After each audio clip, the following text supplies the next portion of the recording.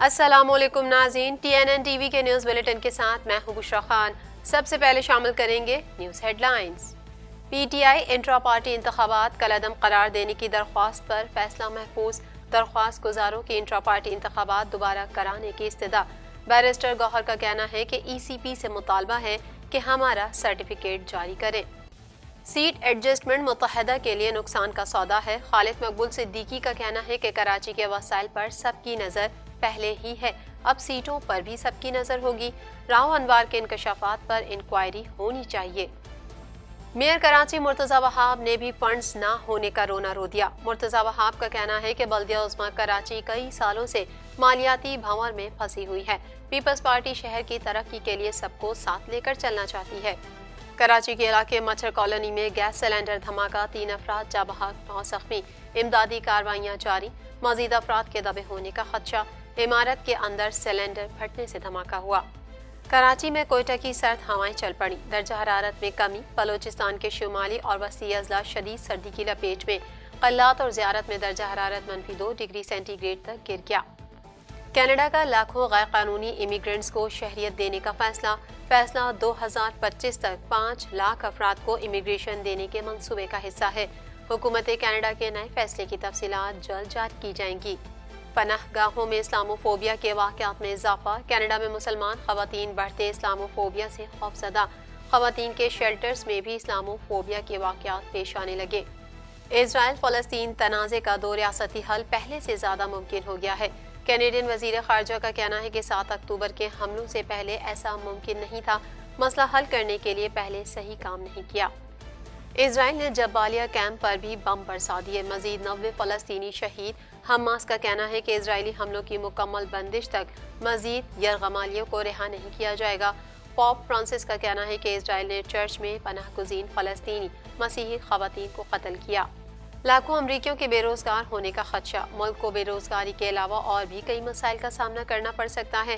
ملک میں مہنگائی کی شرح 2024 تک 2.1% رہنے کی توقع ہے۔ ہیڈ لائنز آپ نے جانی، اور اب شامل کرتے ہیں خبروں کی تفصیل۔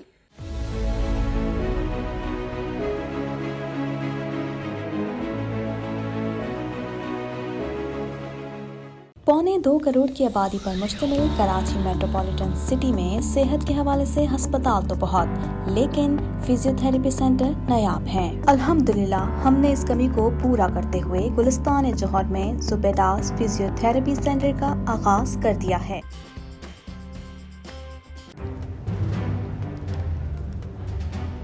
Islamic Finance TV, the only TV channel of the fastest growing Islamic economy in the world and the prime mover of Islamic finance news.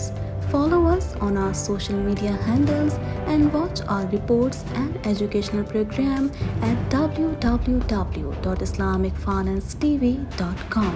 For advertisement, please contact us at islamicfinancetv@gmail.com.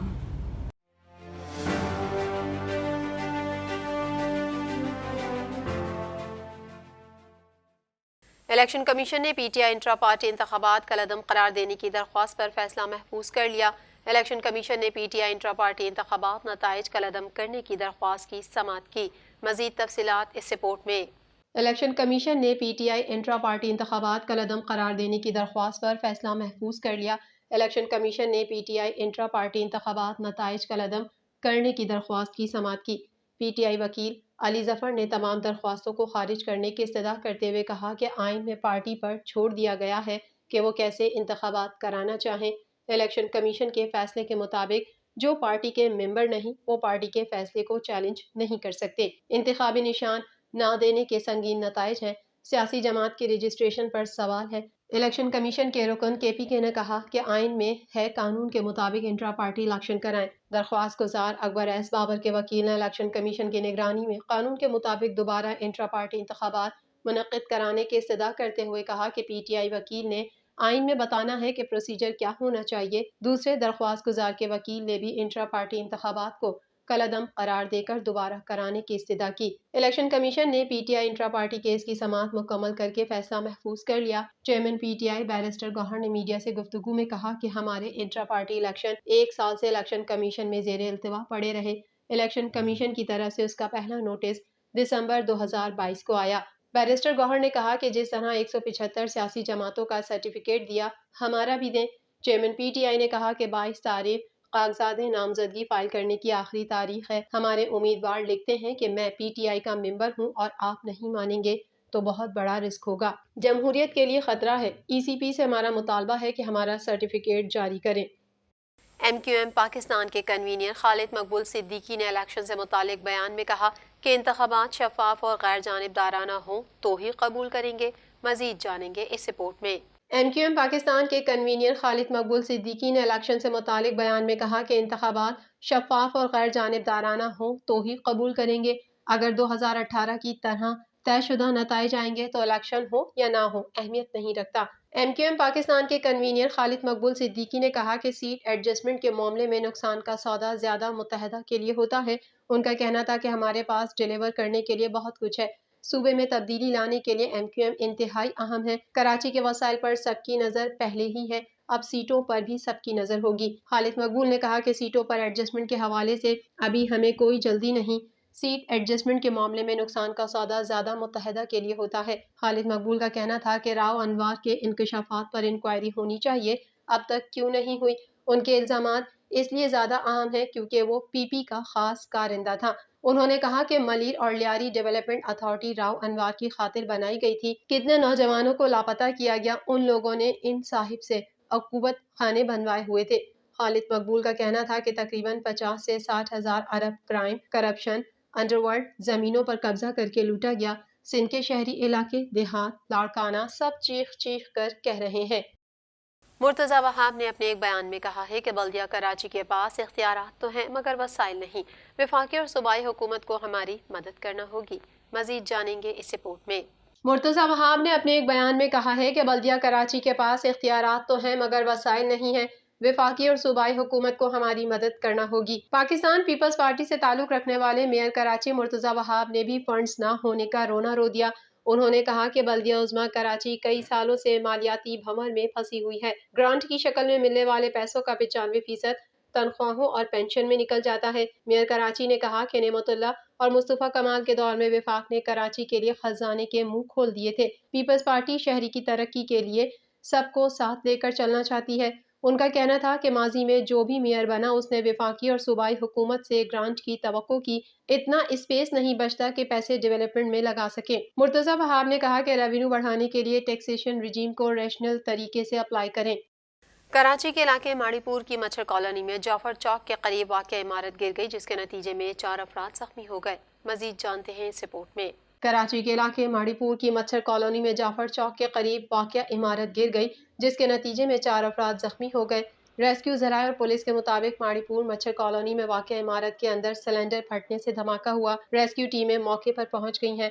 इमदादी कार्रवाइयां जारी हैं। मजीद अफराद के दबे होने का खदशा है। Rescue हुक्काम के मुताबिक धमाके से इमारत गिर गई जिसके मलबे तले दबकर 3 अफराद जाबहक हो गए। अस्पताल इंतजामिया के मुताबिक इमारत में सिलेंडर धमाके के 8 जख्मियों को सिविल अस्पताल मुंतकिल किया गया। अस्पताल इंतजामिया सिलेंडर धमाके में जाबहक 2 अफराद की लाशों को सिविल अस्पताल मुंतकिल किया गया है। बलूचिस्तान के शुमाली और वस्ती अजला शदीद सर्दी की लपेट में आ गए। क़ल्लात और ज़ियारत में दर्जा हरारत -2 डिग्री सेंटीग्रेड तक गिर गया। कोयटा में पारा -1 और बारखान में 5 डिग्री सेंटीग्रेड रिकॉर्ड किया गया। मजीद तफसीलात इस रिपोर्ट में। बलूचिस्तान के शुमाली और वस्ती अजला शदीद सर्दी की लपेट में आ गए। महकमा मौसमियात के मुताबिक क़ल्लात और ज़ियारत में दर्जा हरारत -2 डिग्री सेंटीग्रेड तक गिर गया। कोयटा में पारा -1 और बारखान में 5 डिग्री सेंटीग्रेड रिकॉर्ड किया गया। पहाड़ों पर बर्फबारी से सर्दी की शिद्दत बढ़ गई जिससे शहरियों की मुश्किलात में इजाफा हुआ है। दूसरी जानिब मसनूई बारिश के बाद लाहौर में स्मोक फिर छाने लगी। फिजाई आलूदगी की शरह 280 हो गई। भारतीय शहर कोलकाता 200 AQI के साथ दुनिया भर में तीसरे नंबर पर है। उधर कराची में भी रात से सर्द हवाएं चलने लगी जिससे सर्दी की शिद्दत में इजाफा हो गया।